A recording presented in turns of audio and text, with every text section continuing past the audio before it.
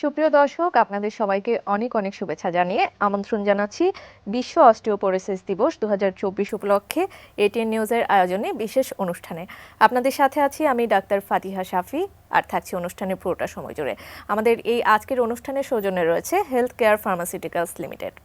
দর্শক, আজ আমরা অত্যন্ত গুরুত্বপূর্ণ একটি বিষয় নিয়ে আলোচনা করতে যাচ্ছি। আমাদের আজকের আলোচনার বিষয়বস্তু চূড়ান্ত করা হয়েছে, ভঙ্গুর হারকে না বলুন। আর এই আহ্বান নিয়ে আমাদের সাথে কথা বলবেন অধ্যাপক ব্রিগেডিয়ার জেনারেল অবসরপ্রাপ্ত doctor Mokhlesur Rahman, senior consultant orthopaedics বিভাগ, স্কয়ার হসপিটাল, ঢাকা। স্যার, আমন্ত্রণ আপনাকে আমাদের এটিএন নিউজের স্টুডিওতে। ধন্যবাদ আপনাকে এবং এটিএন নিউজকে একটি অত্যন্ত গুরুত্বপূর্ণ বিষয়কে সিলেক্ট করার জন্য। এই জিনিসটি যাতে সাধারণ মানুষের মধ্যে একটা সচেতনতা সৃষ্টি করে, সেই উপলক্ষে অবদান রাখার জন্য এটিএনকে অনেক ধন্যবাদ। জি স্যার, আমরা আজকে ভঙ্গুর হারকে না বলুন সেটি আমাদের প্রতিপাদ্য বিষয় চূড়ান্ত করা হয়েছে। তো তার আগে জেনে নিতে চাচ্ছি যে অস্টিওপোরোসিস সেটি খুবই কমন একটি বিষয়। এই বিষয়টি সম্পর্কে আসলে অনেকেই অবগত নন। সাধারণ মানুষ আসলে এই বিষয়টিকে কিভাবে বুঝবে? এটি খুবই গুরুত্বপূর্ণ একটি প্রশ্ন করেছেন। আসলে অস্টিওপোরোসিস শব্দটি অস্টিও এবং পোরোসিস, অস্টিও মিনস বোন এবং পোরোসিস মানে যেটা ভঙ্গুর, পোরাস হয়ে যায়। সো অস্টিওপোরোসিস এমন একটা ডিজিজ যে ডিজিজে বোনটি ভঙ্গুর হয়ে যায় এবং ভঙ্গুর বোন খুব সহজেই ভেঙে যায়। আমাদের শরীরে আমাদের যে শেপ নিয়ে আমরা চলাফেরা করি, দৈনন্দিন কাজকাম করি, এই সময় আমাদের হাড়কে প্রচুর পরিমাণে লোড নিতে হয়। যখন এই হাড়টি ভঙ্গুর হয়ে যায় তখন এই লোড নেওয়ার ক্ষমতা থাকে না, সো হাড়টি খুব সহজেই ভেঙে যায়। সো অস্টিওপোরোসিসের যদি আমরা বাংলা অর্থ করি, ভঙ্গুর হাড়। আচ্ছা, সো আজকের প্রতিপাদ্য বিষয় যে ভঙ্গুর হাড়কে না বলেন, we don't want any fragile বোন। আচ্ছা, এই যে ভঙ্গুর হার হচ্ছে, তো সেটি আসলে কাদের বেশি হয়ে থাকে? সেটি কি জেন্ডার ভেদে কোনো কম বেশি হয়ে থাকতে পারে কিনা, বা কোনো বয়সের কোনো বিষয় থাকতে পারে কিনা? রাইট। মানুষের হাড় জন্ম থেকে শুরু করে মজবুত হওয়া শুরু করে দেয়, বৃদ্ধি শুরু করে দেয়। এটা 30 থেকে 35, 20 থেকে 30-35 বছর পর্যন্ত এটা পিক লেভেলে পৌঁছে যায়, সর্বোচ্চ হাড়ের ঘনত্ব হয়। এরপরে এটা আস্তে আস্তে কমতে থাকে। সেই কমাটা ছেলে মেয়ে লিঙ্গভেদে কোনো পার্থক্য হয় না, সবারই কমে। তবে মেয়েদের মাসিক বন্ধ হয়ে যাওয়ার পরবর্তী সময়টা এটা খুব দ্রুত হার ক্ষয় হয় এবং ছেলেদের শুরু হয় 60 ইয়ার্সের পর থেকে। সো এটা ছেলে মেয়ে উভয়দেরই হয়, বয়স 50 ইয়ার্সের পর থেকে এটা শুরু হয়। আচ্ছা, 50 বছরের পর থেকে আসলে এইটি শুরু হয়। আমাদের দেশে আসলে Exactly. এর হার কিরকম রয়েছে অস্টিওপোরোসিসের? আমাদের দেশে এরকম কোনো সুনির্দিষ্ট ডাটা আছে বলে আমার জানা নেই। তবে আমরা যদি আমেরিকান ডাটাকে ইউজ করি, আমেরিকাতে দেখা যাচ্ছে যে 10 মিলিয়ন পিপল অস্টিওপোরোসিসের রোগী। আচ্ছা, এবং 44 মিলিয়ন পিপল এই অস্টিওপেনিয়া, দ্যাট ইজ হাড় নরম হয়ে গেছে কিন্তু এখনও ভেঙে যাওয়ার স্টেজে যায় না, এটাকে বলা হয় অস্টিওপেনিয়া। অস্টিওপোরোসিসের আগের স্টেজে 44 মিলিয়ন পিপল সাফার করছে।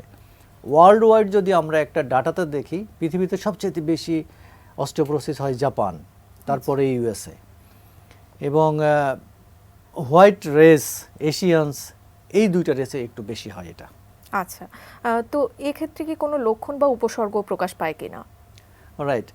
অস্টিওপোরোসিস এমন একটা অসুখ যার কোনো সিমটম থাকে না, এই জন্যে এটাকে বলা হয় silent disease. Silent disease usually প্রকাশ পায়, ডাক্তারদের কাছে আসে হাড় ভেঙে নিয়ে। এই হাড় ভাঙে কমনলি কয়েকটা জায়গায় ভাঙে, তার মধ্যে হাড় ভেঙে গেলে তো মানুষ পেন নিয়ে ডক্টরের কাছে আসবে। বাট যদি হাড় না ভাঙে, পেশেন্ট খুব সাবধানে চলাচল করে, কিন্তু তার কিছু সিমটম পাওয়া যায়, যেমন সারা শরীরে তার ব্যথা হচ্ছে, আনুষঙ্গিক আরও কোনো ডিজিজ থাকলে যে কারণে অস্টিওপোরোসিসটা হয় সেই সিমটমগুলো পাওয়া যায়। সো এক কথায় যদি আমরা বলি, অস্টিওপোরোসিস একটা সাইলেন্ট ডিজিজ, এর কোনো সিমটম হয় না আনটিল অ্যান্ড আনলেস বোনটা ভেঙে যায়। আচ্ছা, যেহেতু সাইলেন্ট ডিজিজ, কোনো সিমটমস নেই, রোগীরা আসলে কিভাবে বুঝবে যে সে এই রোগে আক্রান্ত, বা কখন ডাক্তারের কাছে যেতে হবে? এক্স্যাক্টলি। ইউজুয়ালি কোনো মেয়ের মাসিক বন্ধ হওয়ার 5 বছর পরে বা 60 ইয়ার্স পর্যন্ত আমরা বলি, 60 ইয়ার্সের পরে অবশ্যই স্ক্রিনিং করতে হবে, এটাকে বলা হয় স্ক্রিনিং। ছেলেদের 65 ইয়ার্স বয়স হয়ে গেলে তখন এটাকে স্ক্রিনিং করতে হবে। এটা হচ্ছে কমন এজ গ্রুপ, যাদের কোনো অন্যান্য ডিজিজ নাই। আচ্ছা, এছাড়া আরও কিছু রিস্ক ফ্যাক্টর থাকে, যে কারণগুলোর জন্যে অস্টিওপোরোসিস রোগটা বেশি হয়। সেই রিস্ক ফ্যাক্টরগুলো কী কী? যেমন হচ্ছে কারোর যদি, এই যে আমি প্রথমে বললাম যে বোন ম্যাস, এই বোন ম্যাসটা যদি কারোর কম থাকে, 30 বছর বয়স পর্যন্ত যদি কোনো একটা মানুষের যে পরিমাণ হাড় মজবুত হওয়ার কথা, অনেক অসুখ বিসুখ বা ম্যাল নিউট্রিশন বা অন্য কোনো অসুখের কারণে সেটা হয় নাই, সে নাম্বার 1 রিস্ক। একটা মানুষ প্রচুর পরিমাণে অ্যালকোহল খায়, সে একটা নাম্বার 2 রিস্ক। একটা মানুষ প্রচুর স্মোকিং করে, সে একটা রিস্ক। একটা মানুষের বডি ওয়েট অনেক মানে লিন বডি মাস যেটা বলি আমরা, বিএমআই কম, আচ্ছা 25 to 30 না থেকে 25 এর নিচে না থেকে তার 21 এর নিচে কারো যদি বিএমআই বা বডি মাস ইন্ডেক্স কম থাকে, সে একটা রিস্ক ফ্যাক্টর। কারো যদি কোনো অসুখ থাকে, যে অসুখের কারণে সে লং টার্ম স্টেরয়েড খায়, যেমন অ্যাজমার রোগী, যাদের অ্যাজমা থাকে তারা প্রচুর পরিমাণে স্টেরয়েড খায়, সে একটা রিস্ক ফ্যাক্টর। যদি কারোর ডায়াবেটিস থাকে, সে একটা রিস্ক ফ্যাক্টর। সো আরও একটা মহিলা মনে করেন যে তার কম বয়সে মেনস্ট্রুয়েশন বন্ধ হয়ে গেছে, বা আমাদের দেশে এখন প্রচুর মানুষের হিস্টেরেক্টমি হয়, ওভারি প্রিজার্ভ না করে ইউটেরাসের সাথে ওভারিটা ফেলে দেয়। এই কারণগুলোর জন্য খুব দ্রুত তার শরীরের বোনগুলো নরম হয়ে যায়। সো এই রিস্ক ফ্যাক্টরগুলো যদি কারোর থাকে, তাকে অবশ্যই খুব দ্রুত ডক্টরের কাছে যেতে হবে, ওই যে এজ রেঞ্জ বললাম 50 ইয়ার্স তার আগেই। আর যদি কারো রিস্ক ফ্যাক্টর না থাকে, তখন সে ওই 50-65 ইয়ার্স পরে যে ডক্টরের কাছে যাবে আচ্ছা স্ক্রিনিং করার জন্য। আচ্ছা আচ্ছা। তো রোগীরা যে আপনাদের শরণাপন্ন হয়ে থাকে, তাদেরকে আসলে কি কি পরীক্ষা নিরীক্ষা দেওয়া হয়ে থাকে, এবং এই পরীক্ষা নিরীক্ষাগুলো কি আমাদের প্রান্তিক পর্যায়ে কি অ্যাভেলেবল কিনা? ডেফিনেটলি এমন সিরিয়াস কোনো পরীক্ষা নিরীক্ষা এখানে লাগে না। প্রথমে একটা পেশেন্ট যদি আমাদের কাছে স্ক্রিনিংয়ে যায়, আমরা তার জাস্ট সামান্য 2-1টা টেস্ট করি। যেমন তার একটা সিরাম ক্যালসিয়াম লেভেলটা দেখি, একটা ভিটামিন ডি লেভেল দেখি, একটা এক্সরে করি। এক্সরেটা একটা স্পাইনের এবং আমাদের পেলভিসের একটা এক্সরে করি। এই দুইটা এক্সরে করলে আমরা একটা আইডিয়া পেয়ে যাই। এখানে যদি কোনো ক্লু পাই, তখন আমরা আর একটা টেস্ট আছে, এটাকে বলা হয় বিএমডি, বোন মিনারেল ডেনসিটোমেট্রি। এটাও খুব চিপ একটা টেস্ট, খুব সহজে হয়, আমাদের স্কয়ার হসপিটালে আমরা খুব ফ্রিকোয়েন্টলি করে থাকি।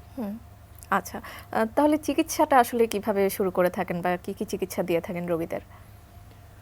চিকিৎসার প্রথমে আমরা পেশেন্টকে লাইফস্টাইল মডিফিকেশন, যে কারণগুলো বললাম, যেমন কেউ যদি স্মোকিং করে তাকে বলি আপনি সিগারেট খাওয়া কমান, কেউ যদি বেশি চা খায় বলি আপনি চা খাওয়া কমান, কেউ যদি বেশি অ্যালকোহল খায় তাকে অ্যালকোহল খাওয়া কমাতে হবে, কেউ যদি বডি একেবারেই ওয়েট কম থাকে তাকে নিউট্রিশাস খাবার দিতে বলি, কারোর যদি ক্যালসিয়াম ডেফিসিয়েন্সি থাকে তখন তার আমরা ক্যালসিয়ামযুক্ত খাবার খেতে বলি, ক্যালসিয়াম রিচ ফুড যেগুলো সেগুলো খেতে বলি। তারপরে আমরা ট্রিটমেন্ট করার আগে আমরা ইউজুয়ালি একটা বোন মিনারেল ডেনসিটোমেট্রি বা বিএমআই করে নিই, করে যখন ডায়াগনোসিস কনফার্ম হয়ে যায় তখন আমরা ওষুধ দিই। ওষুধ দেওয়ার আগে অবশ্যই আমরা তার কিডনি পরীক্ষাটা করে নিই, কারণ ওষুধের কিছু সাইড ইফেক্টস আছে, সেগুলো কিডনি ডিজিজ থাকলে দেওয়া যাবে না। তারপরে কারোর যদি ক্যান্সার থাকে সেই হিস্ট্রিটাও আমরা এক্সক্লুড করি। কিছু ওষুধ আছে যেমন টেরিপ্যারাটাইড, ফর্টিও, এগুলো আমরা খুব ভালো ওষুধ, কিন্তু এগুলো দিতে হলে আগে ক্যান্সারের হিস্ট্রি নিতে হবে। স্যার, আমাদের দেশে আসলে অস্টিওপোরোসিসের কি কি ওষুধ আছে বা মেডিকেশন কি কি দিয়ে থাকেন আপনারা? আমাদের দেশে অস্টিওপোরোসিসের জন্য স্পেসিফিক ট্রিটমেন্ট আছে। সো আমরা ট্রিটমেন্টকে যদি দুই ভাগে ভাগ করতে পারি, একটা হচ্ছে মুখে খাওয়ার ওষুধ আর একটা হচ্ছে ইনজেক্টেবল। মুখে খাওয়ার ওষুধের মধ্যে কমনলি আমি পার্সোনালি যেটা প্রিফার করি রিসিডোনের ট্যাবলেট। এটা খুব কনভেনিয়েন্ট, দামও খুব চিপ, উইকলি খাওয়া যায়, মান্থলি খাওয়া যায়। এরপরে ইনজেক্টেবল আমরা কমনলি যেটা আমি পার্সোনালি প্রিফার করি, একটা হচ্ছে ডেনুসুমাব ইনজেকশন, যেটা 6 মান্থ ইন্টারভ্যালে দেওয়া যায়, আর একটা হচ্ছে ইনজেকশন ফর্টিও, চামড়ার নিচে দেওয়া হয়। আচ্ছা, এই দুটো। আচ্ছা, ইনজেকশন ফর্টিওর কথা যেটা বললেন, সেটি আপনি যেরকমটা বললেন যে সেটি খুব ভালো কাজ করে, আসলে এটি কিভাবে কাজ করে থাকে? ফর্টিও একমাত্র ইনজেকশন যেটা বোন তৈরিতে সাহায্য করে। সো এইটা আমরা অস্টিওপোরোসিস ডে উপলক্ষে এটাই আমাদের বলি যে শুধুমাত্র অস্টিওপোরোসিসে এটা দিই তা না, অনেক সময় কিছু কিছু ডিজিজ আছে, যেমন একটা পেশেন্টের ফ্র্যাকচার হয়ে গেল, সেই ফ্র্যাকচারের সময় বোন হিলিংয়ের ক্ষেত্রে হেল্প করার জন্য আমরা এটা দিয়ে থাকি। সো অস্টিওপোরোসিস ডে উপলক্ষে বলছি যে অস্টিওপোরোসিসে এটা কাজ করে, that's true, but it helps in বোন formation. So it's a very peculiar drug and it works really tremendously. আচ্ছা, এছাড়াও ইনজেকশন ফর্টিও ছাড়াও আপনি বেশ কিছু ওষুধের নাম বলেছেন, তো এদের মধ্যে আসলে কোনটি বেশি ভালো কাজ করে, বা দর্শকরা বা সাধারণ মানুষ আসলে কোনটিকে বেশি গ্রহণ করবে? কোনোটি আসলে আমাদের নাগালের বাইরে না, সব কিছুই ভালো। তবে স্পাইনের উপরে এবং এক্সট্রা স্পাইন, দ্যাট ইজ বডির অন্যান্য জায়গায়, সব কিছু মিলাই যদি আমরা চিন্তা করি, তাহলে এখানে সবচেয়ে ভালো কাজ করবে আমাদের জলিড্রোনিক অ্যাসিড এই রিসিড্রোনেট এবং ফর্টিও, তিনটাই ওষুধই সব জায়গায় কাজ করে। তবে এদের মধ্যে সবচেয়ে চিফ হচ্ছে রিসিড্রোনেট। এটা খুব কম দাম, বাট শরীরের প্রত্যেকটা জায়গায় কাজ করে। সো আমি পার্সোনালি প্রিফার করি এই রিসিড্রোনেট ট্যাবলেটটা দিতে, যারা একটু অ্যাফ্লুয়েন্ট না, একটু টাকা পয়সা বেশি খরচ করতে চায় না, তাদের জন্য এটা হচ্ছে খুবই ভালো একটা ওষুধ। আচ্ছা, এই ওষুধগুলোর কি কোনো মানে সাইড এফেক্ট বা পরবর্তীতে কোনো অন্য কোনো অঙ্গ প্রত্যঙ্গে কোনো ইফেক্ট দেখা দিতে পারে কিনা? এক্স্যাক্টলি, এই প্রত্যেকটা ওষুধে সাইড ইফেক্ট ছাড়া তো কোনো ওষুধ হয় না। তবে আমরা চিন্তা করি রিস্ক বেনিফিট রেশিও, পেশেন্ট কতখানি উপকার পাবে আর কতখানি সাইড ইফেক্টস হবে। এই ওষুধগুলো দেওয়ার আগে ডেফিনেটলি আমাকে পেশেন্টের কিডনি ফাংশন টেস্ট করতে হবে, প্রত্যেকটা ওষুধই, জি। সেটা মুখে বা আইভি দিয়ে। কিডনি ফাংশন হ্যাম্পার হওয়ার একটা পসিবিলিটিস থেকে যায়। আরেকটা জিনিস হচ্ছে যে এই যে ফোর্টিও যেটা বললাম, ফোর্টিও দেওয়ার আগে আমাদের পেশেন্টের ক্যান্সার হিস্ট্রি নিতে হবে। ক্যান্সার হিস্ট্রি থাকলে এটা দেওয়া যাবে না। সেকেন্ড হচ্ছে যে কমন সাইড ইফেক্টসগুলো কী কী। মান্থলি যে ওষুধগুলো দেওয়া যায়, যেটা বললাম রিসিড্রোনেট, আমরা মান্থলি খাওয়াতে পারি। যদি মান্থলি খাওয়াই সেক্ষেত্রে কী হবে, পেশেন্টের দেওয়ার আগে বলে নিতে হবে যে আপনি সকালবেলা ঘুম থেকে উঠে 1 গ্লাস পানি দিয়ে ওষুধটা খাবেন। ওষুধ খাওয়ার 1 ঘন্টার মধ্যে কোনো খাবার খাবেন না, শুবেন না। শুলে ওই রিফ্লাক্স এসোফেজাইটিস হয়ে গলা জ্বলবে, ব্যথা করবে। সাইড ইফেক্টস কী হতে পারে, পেশেন্টকে এটা অবশ্যই ইনফর্ম করতে হবে। সেটা কি, যে আপনার আগামী 2 দিন বা 3 দিন হবেই তা না, হতে পারে যেমন গায়ে ব্যথা হতে পারে, একটু বমি হতে পারে, একটু পাতলা পায়খানা হতে পারে, ইভেন জ্বর পর্যন্ত আসতে পারে। তো আপনি এগুলো দেখে ঘাবড়াবেন না। যদি জ্বর আসে একটা প্যারাসিটামল ট্যাবলেট খেয়ে নেবেন, বেশি বেশি করে পানি খাবেন যেন আপনার ডিহাইড্রেশন না হয়। তারপরে আপনার যদি বেশি জ্বর আসে, প্যারাসিটামল বা একটা সাপোজিটরি ব্যবহার করবেন, একটু রেস্ট নেবে 2-3 দিন, জার্নি করবেন না, তাহলেই ঠিক হয়ে যাবে। এটা এমন সিরিয়াস কোনো সাইড ইফেক্টস হয় না। আচ্ছা স্যার, আমরা আমাদের আজকের বিষয়বস্তু যেরকমটি চূড়ান্ত করেছি যে ভঙ্গুর হাড়কে না বলুন, তো এই যে অস্টিওপোরোসিসকে আসলে প্রিভেন্ট করার জন্য আসলে কি কি আমাদের স্টেপ নেওয়া উচিত বা কিভাবে আমরা এটি প্রতিহত করতে পারি? কিছু আছে আমাদের কিছু করার নাই, যেমন এজিং তো আমরা প্রিভেন্ট করতে পারবো না। সো এই ক্ষেত্রে আমরা অসহায়, বয়স আমাদের বাড়তেই থাকবে, আমাদের অস্টিওপোরোসিসের রিস্কও বাড়তে থাকবে। তবে আমরা যেটা প্রিভেন্ট করতে পারবো সেটা হচ্ছে আমরা নিয়মিত শরীর চর্চা করতে পারবো। আমি যত বডির উপরে লোড দিব, প্রেশার পড়বে, আমি পরিশ্রম করব, তত আমার হাড় মজবুত থাকবে, নাম্বার 1। নাম্বার 2 হচ্ছে যে হাড়কে মজবুত রাখার জন্য আপনাকে খাদ্য তালিকা ঠিক করতে হবে। সেটা কি, calcium rich food. Calcium rich food বেশি খেতে হবে। ক্যালসিয়াম রিচ ফুডের মধ্যে best source of the calcium in the world is the milk and milk products. So আমরা প্রতিনিয়ত একটু দুধ খেতে পারি, তারপরে আমরা চিজ খেতে পারি। অনেকে দুধে অ্যালার্জি, দুধ খেতে পারে না, মিল্ক ইনটলারেন্স, তাদের জন্য আছে দই আছে, তারা দই খেতে পারে। বিভিন্ন রকমের প্রোবায়োটিক ড্রিঙ্কস পাওয়া যায় এখন বাজারে। আমি যতটুকু জানি হেলথ কেয়ার ফার্মাসিউটিক্যালসের একটা ভালো প্রোবায়োটিক ড্রিঙ্কস আছে, এইটা খুব ভালো কাজ করে।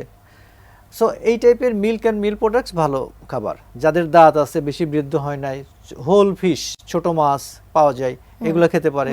ছোট মাছ খেলে ছোট মাছের মধ্যে মাছের কাঁটা থাকে, that is a very good source of calcium. এই খাবারগুলা ক্যালসিয়ামের সাথে আরেকটা কাজ করতে হবে, সেটা হচ্ছে ভিটামিন ডি। ভিটামিন ডির বেস্ট সোর্স আছে সানলাইট। সো কারোর যদি অ্যাডিকুয়েট সানলাইট এক্সপোজার থাকে, তার কখনো ভিটামিন ডি ডেফিসিয়েন্সি হবে না। আর যাদের ডেফিসিয়েন্সি হয়ে যায়, যারা শহরে থাকি আমরা সারাদিন ঘরের মধ্যে বসে, তাদের জন্য ক্যালসিয়াম সাপ্লিমেন্ট নিতে হবে। সো বেস্ট হচ্ছে রেগুলার কিছু এক্সারসাইজ করা, খাদ্য তালিকায় ক্যালসিয়াম এবং ক্যালসিয়াম রিচ ফুডগুলো বেছে নেওয়া, ভিটামিন ডি বা সানলাইট এক্সপোজারে যাওয়া। আর যদি কারোর কোনো প্রিভেন্টেবল ডিজিজ থাকে বা কিছু হ্যাবিটস থাকে যেগুলো আমরা অ্যাভয়েড করতে পারি, স্মোকিং কম করা, অ্যালকোহল কম নেওয়া, আর কিছু ডিজিজ থাকলে সেই ডিজিজের শরণাপন্ন হওয়া। কথায় কথায় মেয়েদের একটু সমস্যা হলে আমি হিস্টেকটমি করে দিলাম, সেটা করা যাবে না। হিস্টেকটমি যদি করতেই হয়, সেক্ষেত্রে ডক্টরকে রিকোয়েস্ট করতে হবে যে ওভারিটা যেন প্রিজার্ভ করা সম্ভব হয়, যে ওভারিটা প্রিজার্ভ করতে হবে, তাহলে একটু অস্টিওপোরোসিসটা ডিলেড হবে। এইগুলো মেনে চললে আমার মনে হয় very much possible to prevent. আমরা অনেক ক্ষেত্রেই দেখে থাকি যে অনেক রোগীরা আসলে কোনো ডাক্তারের পরামর্শ ছাড়াই ক্যালসিয়াম সাপ্লিমেন্ট নিয়ে থাকে। এই বিষয়টি তাদের মধ্যে খুবই কমন দেখা যায়। এবং ক্যালসিয়াম সাপ্লিমেন্টটি ঠিক কতদিন ধরে নিতে হবে বা কতদিন ধরে খেতে হবে, এই বিষয়টিও তারা জানে না। হয়তো ফার্মেসিতে গেলেও ফার্মাসিস্ট হয়তো ক্যালসিয়াম সাপ্লিমেন্টস তাকে সাজেস্ট করলো। একজন বিশেষজ্ঞ চিকিৎসক হিসেবে এই বিষয়টিকে আপনি কেমনভাবে দেখেন? আমরা নর্মাল খাদ্য তালিকা যে খাবারগুলো খেয়ে থাকি, যদি আমাদের ব্যালেন্স ডায়েট মোটামুটি হয়, ক্যালসিয়াম ডেফিসিয়েন্সি হওয়ার কোনো সুযোগ নাই। কারণ হচ্ছে ক্যালসিয়াম এমন একটা মিনারেলস, আমাদের শরীরের 98% ক্যালসিয়াম থাকে বনের জমা। আপনি ক্যালসিয়াম খান বা না খান, শরীর বন থেকে ক্যালসিয়াম বের করে এনে আমাদের বডিতে ক্যালসিয়াম লেভেল মেনটেন করবে, তা নাহলে আমরা বাঁচতে পারবো না। সো বোনকে শক্ত রাখার জন্য পর্যাপ্ত পরিমাণে ক্যালসিয়াম আপনাকে খেতে হবে। আইদার আপনি খাবারের মাধ্যমে খান অথবা ট্যাবলেট খান। যদি আপনি খাবারের মাধ্যমে খান, এটা ডেফিসিয়েন্সি হওয়ার কোনো কারণ নাই। তারপরেও এক্সট্রা নিড কিছু থাকে, কিছু কিছু ডিজিজে, সেইগুলো বাদ দিলে নর্মাল লেভেলে কেউ যদি ক্যালসিয়াম সাপ্লিমেন্ট খেতে চায়, তাকে আগে চিন্তা করতে হবে যে তার আদৌ ক্যালসিয়াম দরকার আছে কিনা। তার যদি ওই ফ্যাক্টরস না থাকে, কোনো ডিজিজ না থাকে, সে কেন খাবে? তবে ইন্টারন্যাশনাল অস্টিওপোরোসিস ফাউন্ডেশনের একটা রিকমেন্ডেশন আছে, 65 এর পরে বা 70 ইয়ার্সের পরে কেউ ক্যালসিয়াম খেতে পারে। সেটা 70 ইয়ার্সের পরে যারা ক্যালসিয়াম খাবে, তাদের ডোজ হচ্ছে ক্যালসিয়াম ট্যাবলেট 1200 পার ডে, এটা খেতে পারে। সাথে ভিটামিন ডি হচ্ছে 800 ইন্টারন্যাশনাল ইউনিট। আচ্ছা, তো অস্টিওপোরোসিস এড়ানোর জন্য আসলে ঠিক কোন বয়স থেকে আসলে আমাদের সতর্কতা গ্রহণ করা উচিত? ওই যে বললাম 50 ইয়ার্সের পরে মেয়েদের মেনস্ট্রুয়েশন বন্ধ হয়ে যাওয়ার কয়েক বছর পরে, এবং ছেলেদের 60 ইয়ার্সের পরে। সো বেঞ্চমার্ক যদি আমরা ধরি 55 আর ওদিকে 60 to 65। আচ্ছা, এটা হচ্ছে আমাদের বয়স, যখন থেকে আমাদেরকে কেয়ারফুল থাকতে হবে, ডক্টরের কাছে যেতে হবে, আমাদেরকে স্ক্রিনিং করতে হবে যে আমি কি অস্টিওপোরোসিস হচ্ছি বা ওই দিকে যাচ্ছি কিনা। আচ্ছা, অসংখ্য ধন্যবাদ স্যার আপনাকে, আপনার অত্যন্ত সুন্দর উপস্থাপনার জন্য। আপনার মাধ্যমে আমরা অস্টিওপোরোসিস সম্পর্কে আজকে অনেক কিছু জানতে পারলাম। আরও কিছু জানার ছিল, আসলে সময়ের স্বল্পতার জন্য আজ হয়তো সম্ভব হয়নি। আমরা ভবিষ্যতে আবারও এই বিষয় নিয়ে আলোচনা করার বিস্তারিত চেষ্টা করব। ধন্যবাদ এটিএন নিউজ।